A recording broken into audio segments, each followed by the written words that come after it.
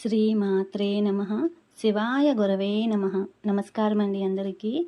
అమ్మ దయతో అందరూ బాగుండాలని మనస్ఫూర్తిగా కోరుకుంటూ, ఈరోజు మనం తెలుసుకుపోయే నామము అత్యంత సౌందర్యవంతమైనది.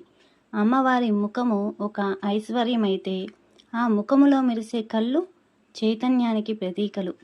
ఒక చూపుతోనే ప్రేమను చూపించగలము, కోపాన్ని కూడా చూపించగలము. అయితే అమ్మవారి చూపు ఎలా ఉంటుంది? ఎందుకని లలితా సహస్రనామము అమ్మ కళ్ళను చేపలా కదిలేవి అని చెప్పారు? అసలు ఆ పోలిక వెనుక ఉన్న రహస్యం ఏమిటి? ఈ నామం మన జీవితానికి ఏమి నేర్పుతుంది? మరి ఆ నామం ఏంటో చూసేద్దామా? ఈరోజు మనము తెలుసుకోబోయే నామమే వక్త్రలక్ష్మీ పరివాహ చలన్మేనాభలోచనా. మనము అమ్మ ధరించిన కిరీటం నుండి క్రమంగా అలా కిందకు చూస్తూ వస్తే ఒక్కొక్కటిగా దర్శనమయ్యే అమ్మ విగ్రహాన్ని వర్ణించడం అన్నమాట ఇదంతా. వదన స్మర మాంగళ్య గృహతోరణ చిల్లిక అంటే అమ్మవారి కనుబొమ్మల గురించి తెలుసుకున్నాము. వక్త్రలక్ష్మీ పరివాహ చలన్మేనాభలోచనా అంటే కనుబొమ్మలు దాటాక అమ్మ కళ్ళ గురించి వర్ణన అన్నమాట. అమ్మ ముఖంలో ఉన్న శోభ ఓ ప్రవాహంలా ఉంది. ఆ ప్రవాహం అంటే నిత్య నూతనమైనది అనేసని. సత్ చిత్ ఆనందం అనే ఆ నిత్య సౌందర్యము. అమ్మ ముఖమంతా కాంతిమయమే. మరి అమ్మ ముఖమంతా సౌందర్య కాంతులతో అమృత ప్రవాహంలాగా ఉంటే, ఆ ప్రవాహంలో అమ్మ రెండు కళ్ళు రెండు చేపలాగా కదులుతూ ఉన్నాయి అనేసని చెప్పి. తల్లి చేప తన కళ్ళతోటే పిల్లలకు కడుపు నింపి ఆకలి తీరుస్తుంది. స్తనంతో పనిలేదు. అమ్మ కళ్ళను మీనాలతో పోల్చారంటే దాని అర్థము ప్రపంచంలోని సమస్త జీవులను అనుగ్రహిస్తూ సాకడానికి ఆ కరుణామయి చూపులు చాలు అని మనము గ్రహించాలి. సృష్టి సంకల్ప రూపంగా ఉన్నప్పుడు కామాక్షి, వ్యక్తమైన తరువాత సృష్టి రూపము మీనాక్షి. అంటే సృష్టి చెయ్యాలనే కోరికతో ఉన్న అమ్మ కామాక్షి, కంటికి కనిపించే సృష్టి రూపముతో ఉన్న అమ్మ మీనాక్షి. మరి మనము కామాక్షి రూపంలో చూడాలి అంటే కంచికి వెళ్తాము, మీనాక్షి రూపం చూడాలంటే మధురై వెళ్ళాలి. ఇద్దరిని కలిసి చూడాలంటే మన ఇంట్లో ఉన్న అమ్మని చూడాలి. మరి ఇంత గొప్ప నామాన్ని తప్పులు లేకుండా చక్కగా నేర్చుకుందామా? ముందుగా శ్లోకంలో వక్త్రలక్ష్మీ పరివాహ చలన్మేనాభలోచనా, వక్త్రలక్ష్మీ పరివాహ చలన్మేనాభలోచనా, వక్త్రలక్ష్మీ పరివాహ చలన్మేనాభలోచనా. ఇది మొత్తము కూడా 16 అక్షరాల నామము. అంటే పూర్తి నామాన్ని ఒకేసారి పలకాలి, విడతీయకూడదు.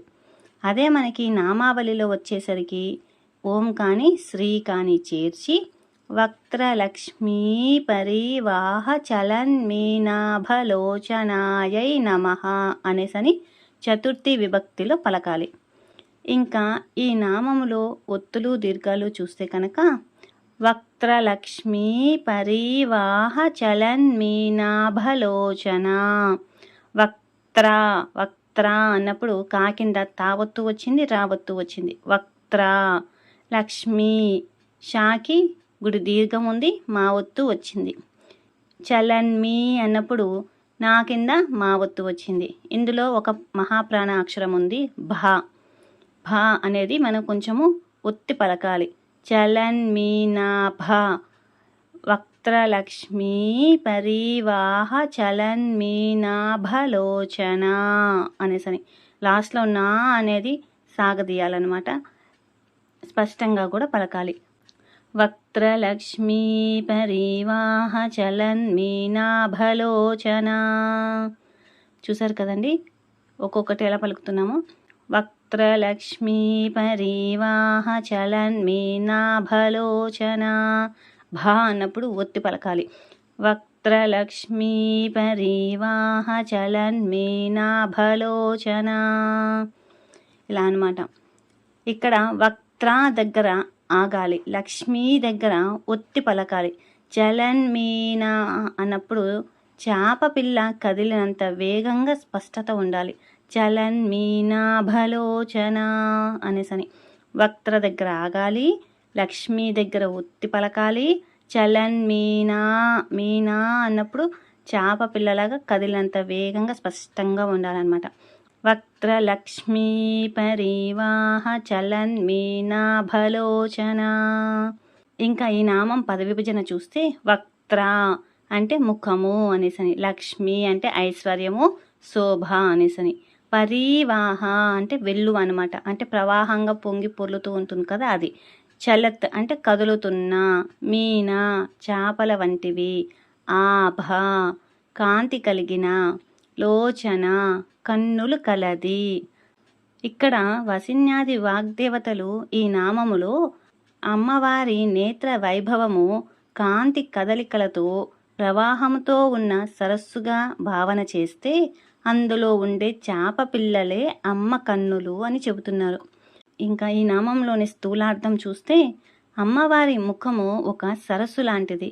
ఆ ముఖములోని కాంతి వెల్లువల బయటకు వస్తుంటే అందులో ఆమె కళ్ళు ఈదులాడుతున్న చేపల్లా మెరుస్తున్నాయి అనేసని. సూక్ష్మార్థం చూస్తే చేప తన పిల్లలను కేవలము చూపుతోనే పోషిస్తుంది. అలాగే అమ్మవారు తన భక్తులను కేవలం తన కటాక్ష వీక్షణంతోనే రక్షిస్తూ ఉంటుంది అని. అంతరార్థం చూసుకుంటే మనసు అనే సరస్సు నిశ్చలంగా ఉన్నప్పుడు అందులో జ్ఞానం అనే చేపలు స్వేచ్ఛగా కదులుతాయన్నమాట. ఆ జ్ఞానమే ముఖ వర్చస్సుగా మారుతుంది అనేసని. యోగశాస్త్రం ప్రకారం చూస్తే చేపల కదలిక అంటే మన కనుగుడ్లు కదలిక కాదు, మనలోని ఇడాపింగల నాడుల సమతులన. ముక్త స్థితిలో కళ్ళు చలత్ అంటే కదులుతూ ఉన్నట్లు అనిపించినా అవి లోపలి లక్ష్మిని అంటే ఆత్మజ్ఞానాన్ని చూస్తూ ఉంటాయి. ధ్యానంలో కళ్ళు మూసుకున్నా లోపల వెలుగు కనిపిస్తుంది. ఇదే ఈ నామస్థితి. ఇందులోని బీజాక్షరాల శక్తి చూస్తే కనుక క్ష, త్ర, మీ వంటి కఠిన అక్షరాలు ఉన్నాయి కదా, వీటిని ఉచ్చరించినప్పుడు నాలుక తాలువు అంటే అంగలి పైభాగంలో ఉన్న నాడులను ప్రేరేపిస్తుంది. పరివాహ అనే పదములోని దీర్ఘాలు మెదడులో సెరటోనిన్ విడుదలకు సహాయపడి మనసును ప్రశాంతంగా పరుస్తుందన్నమాట. చేప కదలిక వంటి ఏకాగ్రత అనేది పెరుగుతుంది. ఇంకా ఈ నామము 16 అక్షరాల నామం కదా. 16 అంటే షోడశి అనేసని. సంఖ్యాశాస్త్రం ప్రకారము 16ని కలిపితే 7 వస్తుంది. 7 అనేది కేతువు సంఖ్య అంటే మోక్షకారకుడు.